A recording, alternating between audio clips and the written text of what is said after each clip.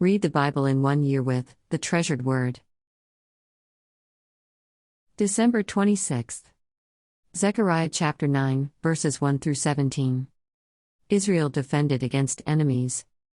The burden of the word of the Lord against the land of Hadrock, and Damascus its resting place, for the eyes of men and all the tribes of Israel are on the Lord.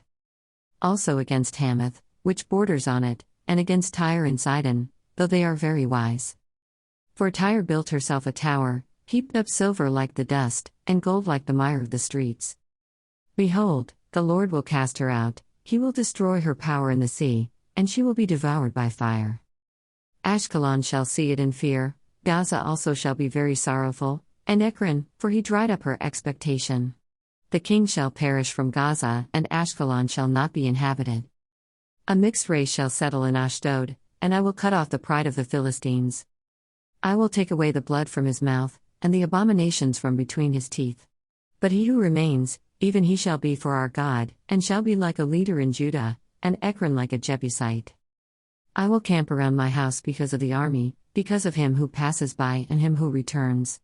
No more shall an oppressor pass through them, for now I have seen with my eyes the coming King. Rejoice greatly, O daughter of Zion. Shout, O daughter of Jerusalem. Behold, your king is coming to you, he is just and having salvation, lowly and riding on a donkey, a colt, the foal of a donkey. I will cut off the chariot from Ephraim and the horse from Jerusalem, the battle bow shall be cut off. He shall speak peace to the nations, his dominion shall be from sea to sea, and from the river to the ends of the earth.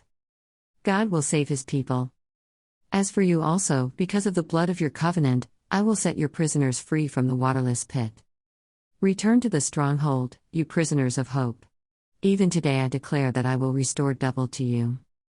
For I have bent Judah, my bow, fitted the bow with Ephraim, and raised up your sons, O Zion, against your sons, O Greece, and made you like the sword of a mighty man.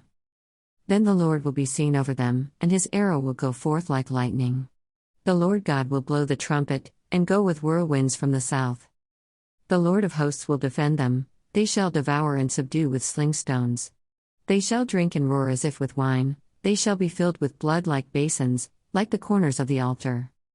The Lord their God will save them in that day, as the flock of his people. For they shall be like the jewels of a crown, lifted like a banner over his land. For how great is its goodness and how great its beauty! Grain shall make the young men thrive, and new wine the young women. Revelation chapter 17, verses 1 through 18. The Scarlet Woman and the Scarlet Beast. Then one of the 7 angels who had the 7 bowls came and talked with me, saying to me, Come, I will show you the judgment of the great harlot who sits on many waters, with whom the kings of the earth committed fornication, and the inhabitants of the earth were made drunk with the wine of her fornication. So he carried me away in the spirit into the wilderness. And I saw a woman sitting on a scarlet beast which was full of names of blasphemy, having 7 heads and 10 horns. The woman was arrayed in purple and scarlet, and adorned with gold and precious stones and pearls, having in her hand a golden cup full of abominations and the filthiness of her fornication. And on her forehead a name was written: Mystery, Babylon the Great, the mother of harlots, and of the abominations of the earth. I saw the woman, drunk with the blood of the saints and with the blood of the martyrs of Jesus. And when I saw her, I marveled with great amazement. The meaning of the woman and the beast. But the angel said to me, Why did you marvel? I will tell you the mystery of the woman and of the beast that carries her, which has the 7 heads and the 10 horns.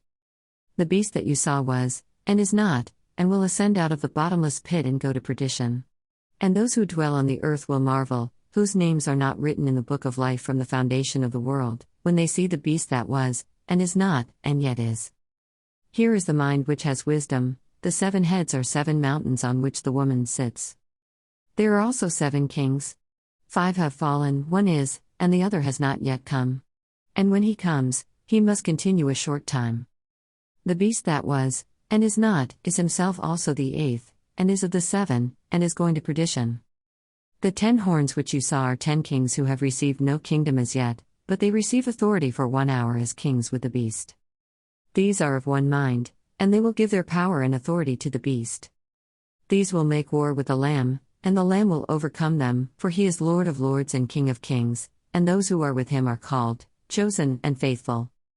Then he said to me, The waters which you saw, where the harlot sits, are peoples, multitudes, nations, and tongues. And the 10 horns which you saw on the beast, these will hate the harlot, make her desolate and naked, eat her flesh and burn her with fire. For God has put it into their hearts to fulfill his purpose, to be of one mind, and to give their kingdom to the beast, until the words of God are fulfilled. And the woman whom you saw is that great city which reigns over the kings of the earth. Psalms chapter 145, verses 1 through 21. A song of God's majesty and love. A praise of David. I will extol you, my God, O King, and I will bless your name forever and ever. Every day I will bless you, and I will praise your name forever and ever. Great is the Lord, and greatly to be praised, and his greatness is unsearchable. One generation shall praise your works to another, and shall declare your mighty acts. I will meditate on the glorious splendor of your majesty, and on your wondrous works. Men shall speak of the might of your awesome acts, and I will declare your greatness. They shall utter the memory of your great goodness, and shall sing of your righteousness. The Lord is gracious and full of compassion, slow to anger and great in mercy.